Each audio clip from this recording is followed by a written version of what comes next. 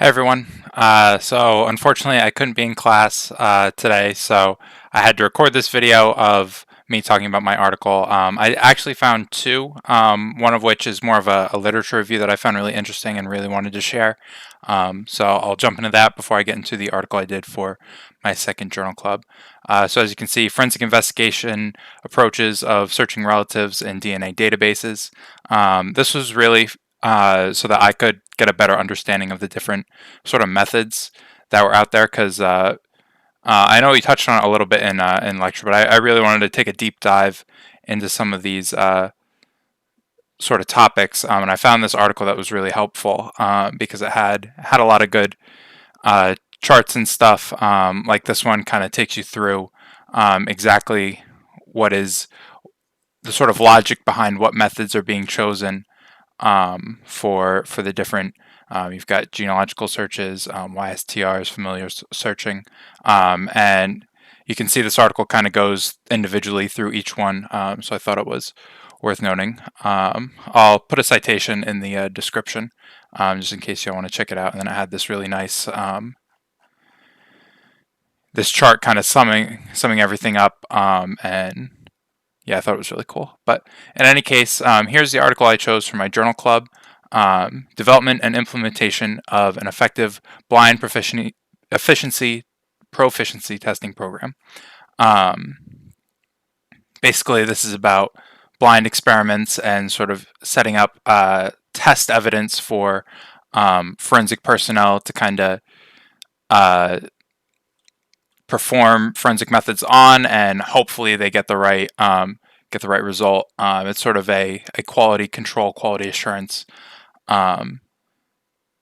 sort of article. I found it really interesting because not only did it break down the difficulty of it, but also broke down sort of the ethical situations. As you can see, they have kind of their whole system of implementing these sort of blind experiments, and they find issue because first off, they can't have the results getting put in databases. And there's one of the interesting solutions they had to this was to set up a sort of a pit stop before the national databases and sort of the state level stuff, where that lab would have its own sort of recording system where you would put that in, and then based on whatever code is associated with that evidence, it would kind of flag of, oh, this was a test one. This is not, don't let this go any farther.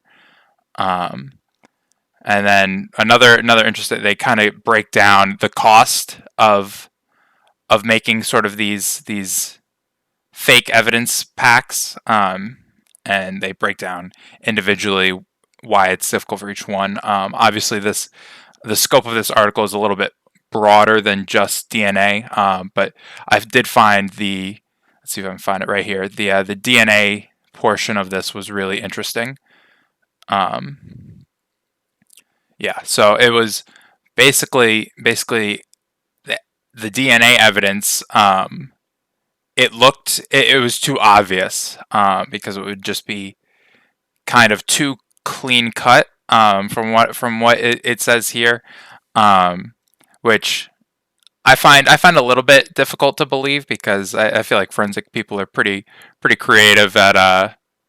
I feel like this would be right up a lot of our alleys of just kind of making fake crime scenes and stuff like that. Especially with I instantly go to like the crime scene house in my mind, thinking of things like that. So maybe there's some training that needs to be done there in order to kind of implement this in more so in law enforcement and stuff like that, and crime labs. In any case, I can see I'm running a little low on time, but in any case, that was my journal club for Journal 2. Hope you all are doing well, and I will catch you next time.